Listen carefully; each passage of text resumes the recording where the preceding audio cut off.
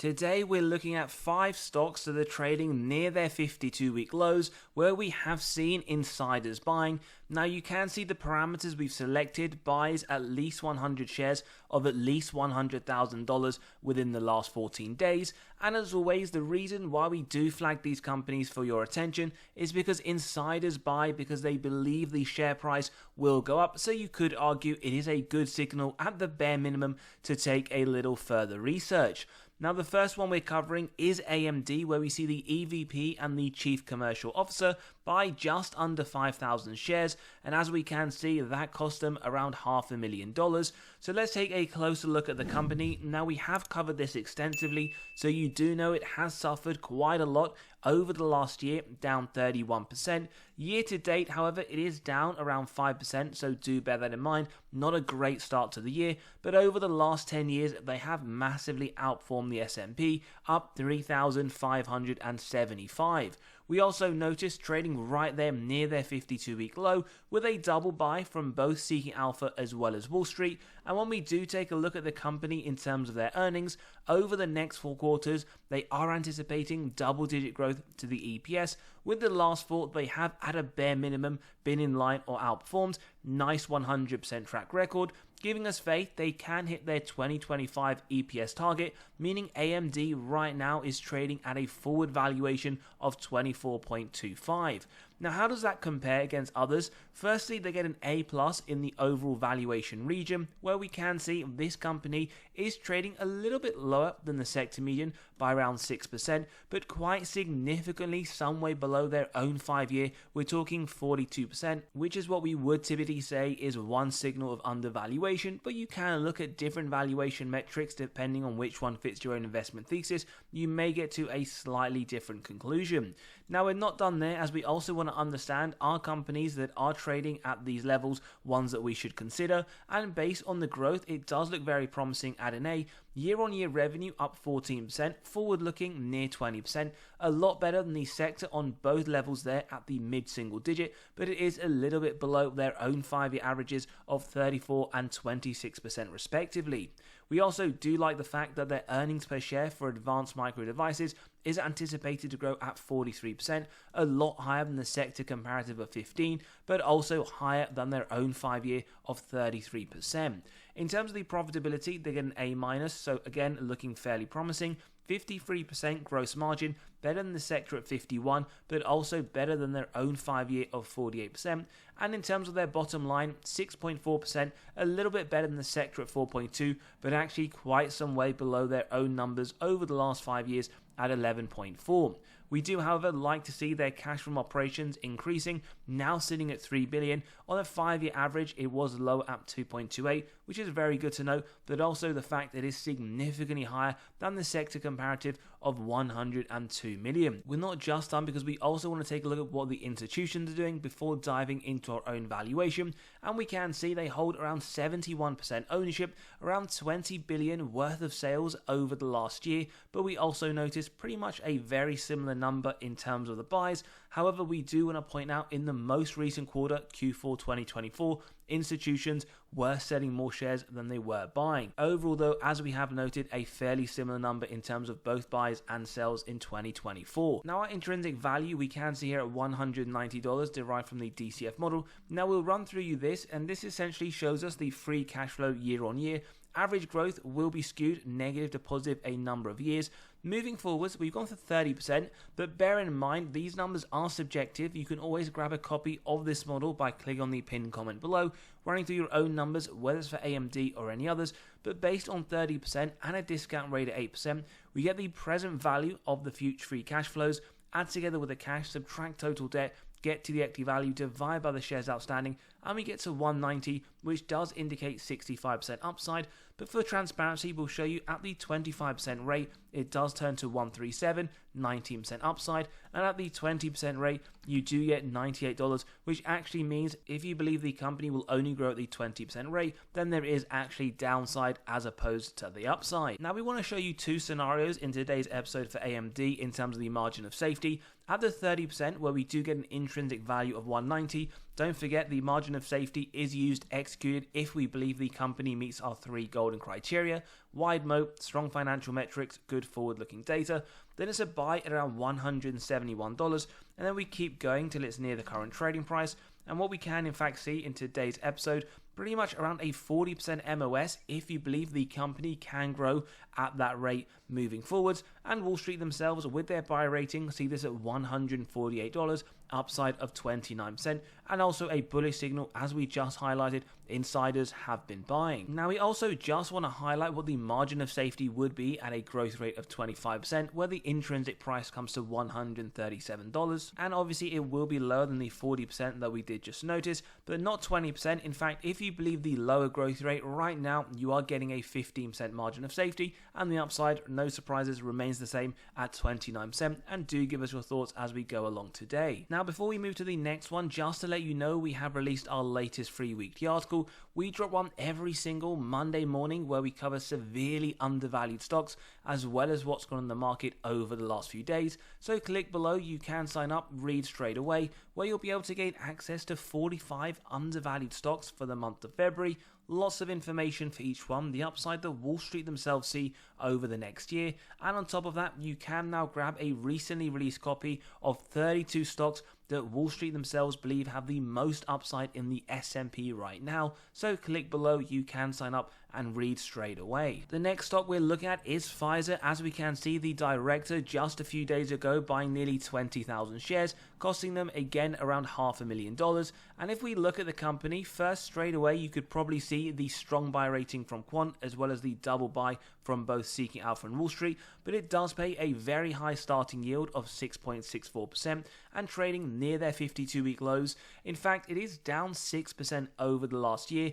Year to date also down nearly 3%, and over the last 10 years a very similar fate at around negative 25. All-time highs around the COVID era, December 2021, trading near that $60 mark. If we were to take a look at their earnings, well, first things first, it is great to see their 100% historical track record, but out of the next 4 quarters, they are anticipating 3 of them to be a decrease, and this year, December 2025, based on the EPS of just under $3, it does trade at a valuation of just below 9. In terms of valuation grading, A+, in comparison to the sector, a massive discount, 54%, and also a marginal discount to their own 5-year average of around 22%, but pretty much all of these gradings are in unison that right now Pfizer is trading significantly undervalued. In terms of growth, they get a C+. Now year on year, 9%, better than the sector at 8, lower significantly than the 5-year of 16. Moving forwards, actually very low at 3%, sector at 7.1, their own 5-year at 1.8. But one thing that really drags this overall rating down is that the earnings per share isn't expected to see much growth. 3 to 5 years, 2.6%, sector at 10.6, and even their 5-year average, whilst very low, does sit a little bit higher at 3.5. Profitability, A+, at least we do get to see a very promising rating here. Gross margin, 75%, a lot better than both comparatives, their sector median and their 5-year average. And the bottom line, 13%, sector comparative, burning through cash, negative 5%. And we can see the 5-year average does sit quite considerably higher at 21%. They still do generate quite a significant amount of cash from operations, $11.3 billion, sector again burning through cash, negative 14, but over the last 5 years, on average, they have generated a significant amount more, near the $20 billion mark. As they do pay a dividend, we can see the safety score does sit right now at 75 safe, and they did increase the dividend in December last year at 2.4%, not the greatest, that is below the 4% inflation rate we do target on the channel. And then in terms of dividend yield theory, which tells us a company is undervalued when the current yield sits above the 5-year, this is a severe undervaluation signal. Forward PE also sitting below the 5-year, as we mentioned earlier, that is also another undervaluation metric. Then looking at the institution, 68% ownership, around $9.5 billion worth of sales with a little bit more buying at the $12 billion mark. We do also like the fact that in the most recent quarter, institutions continue to be bullish with a lot more buying than in fact selling. So when we get to our own valuation metric for Pfizer, we get to $33, the average of these 4 models, and that isn't far off Wall Street and where they see this over the next year. They believe there's 23% upside. In terms of margin of safety, as we do keep going today, we can in fact see bang on the current value of the market, you are getting a 20% MOS. Two things to bear in mind: you are getting a very attractive yield near the 7% point, but bear in mind growth isn't expected to be a lot, so it may come down to what type of investor you are. Maybe you want the income, or maybe you want the growth, and then Pfizer may not be the company for you. As always though, give us your thoughts below. We then move on to a company where we see a lot of insider buying continually on a week by week basis, and that is Estee Lauder, where the director bought 45,500 shares, and that cost them around $3 million. Now this company does sit right there near its 52-week low. We get just one buy rating however from Seeking Alpha with a hold from Wall Street and Quant. They do pay a dividend near the 2% mark. Over the last year, their market cap has pretty much halved, down 51%. Over the last 10 years, probably no surprise then, they're down 13%, and we can see all-time highs around the $366 mark in December 2021. In terms of their earnings, another company with a 100% historical track record, but over the next 4 quarters, they're only anticipating 2 of them to show growth, and June 2025 does give this company a forward valuation of just over 51. In comparison then, probably no surprises why we see the D grade. The sector trades a lot lower at 16.1, so you are paying a 222% premium, but they also trade above their own 5-year average by around 14%, and every metric is in agreement. This company, solely based on these metrics, does look to be overvalued. In terms of growth, they get an F. Year on year, pretty much flat. Moving forwards, negative 2%. Sector, whilst low single digit, still nonetheless positive. And over the last 5 years, we do get a very similar conclusion. It is positive. Right now, though, not looking good, at least for the next 12 months. In terms of the next 3 to 5 years, EPS growth, 9% does look good when you compare it to the sector at 7.7, but we can see over the last 5 years where it has been trading at a lower valuation, it did see more earnings per share growth at 12.42%. Profitability, they get a B. Now gross margin 73%, above the sector at 35%, pretty much around their 5-year average. Bottom line, negative 5%, sector comparative at 4.3%, 5-year average at 8.7%, so not looking good at all. But we do notice the fact they have generated positive cash from operations of $1.8 billion, above the sector at $814 million, but lower than their own numbers over the last 5 at $2.6 billion.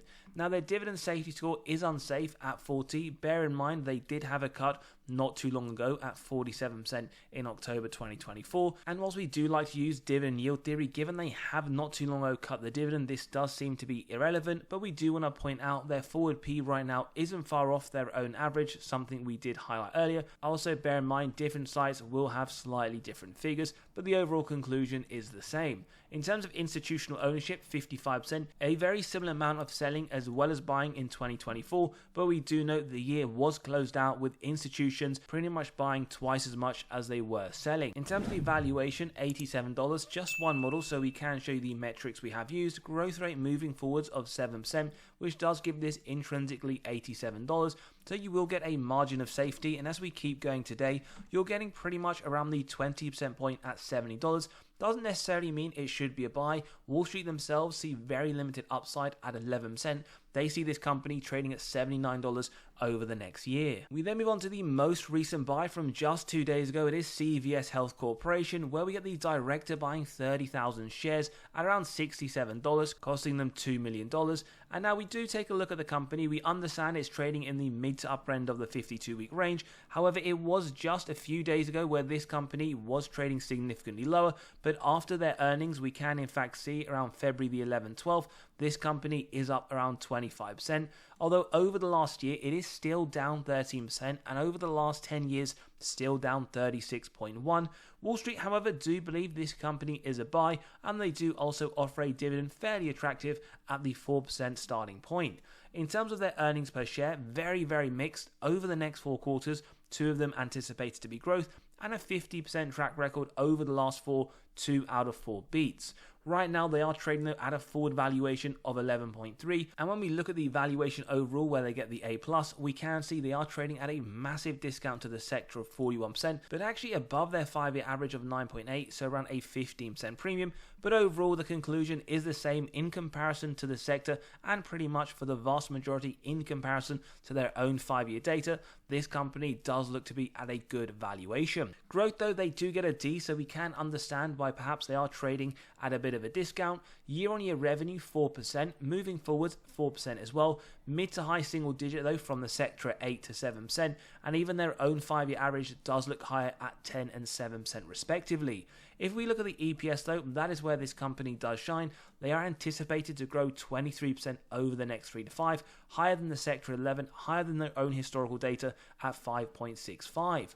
Profitability also looking good at an A+ overall.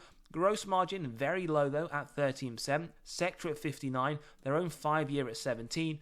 Bottom line 1.24%, which even though the gross margin was very low, significantly than the sector median, we do notice the sector actually losing money, -4%. Their own 5-year though a little bit higher at 2.2, and they do generate a massive amount of cash from operations, 9.1 billion, sector at -14, so again losing money. Their own comparative though from the 5 years does sit higher at the 15 billion mark. Dividend safety does sit at 60, borderline safe, and we are still waiting on a dividend increase. In terms of dividend yield theory, well, undervaluation as the yield does sit above, but as we highlighted, a contradictory statement here from the forward P, as we can see 11 is above their 5-year of 9.6. In terms of the institutions, 81% ownership, around 6 billion worth of sales over the last year, but around 50% more buying, and that is something also seen in the latest quarter. So institutions clearly do like CVS, they have been adding. Our intrinsic value at $75 will give a margin of safety in today's episode, but only at the 10% point at $67, and Wall Street themselves see the upside as limited, $71 over the next year, translating to 8%. We then move on to another recently bought insider trade. We can see the director for JB Hunt Transport buying around 60,000 shares, costing them $10 million, so quite a large movement there. If we look at the company, down 15% over the last year. Over the last 10 years, though, it is up around 100%, trading at the lower end of the 52-week range with a buy rating from Wall Street, and they do pay a dividend on the lower end, though, at 1%. If we look at their earnings, very mixed, at least over the next 4 quarters, 3 of them to be growth and double digit in fact. However, over the last 4 quarters, they have made a theme of missing their earnings. Only one has been a beat, and that wasn't even the most recent one.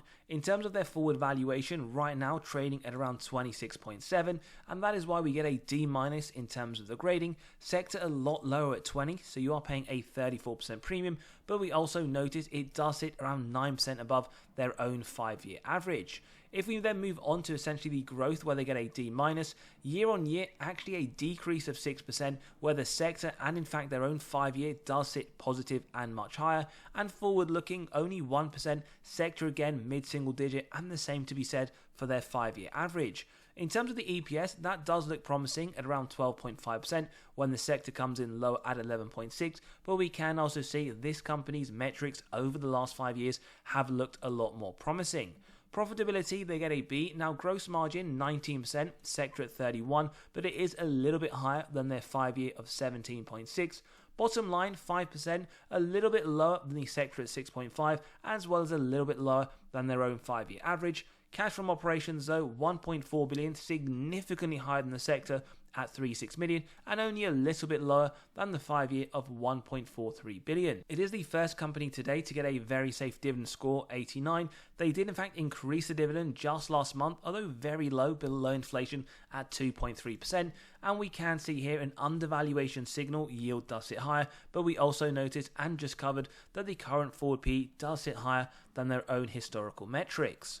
In terms of institutions, 75% ownership, a little bit more buying at 1.51 than the 1.25 billion worth of sales, but we can see around 50% more buying in the latest quarter, so you could argue, although only marginally, institutions are bullish. What about the intrinsic value? Well, we get to $188, which does give some margin of safety, but not too much. Bang on the 10% today. Wall Street themselves do see upside, price target $194, which does translate to 15%. As always though, give us your thoughts whether you are considering adding to any of these, maybe hold them in a portfolio, or for whatever reason they don't fit your overall strategy. Don't forget to sign up to the free weekly newsletter, grab those spreadsheets, come and join us in the Patreon where we have been making some buys and sells given the volatility. But as always, have a great day and we'll see you all on the next one.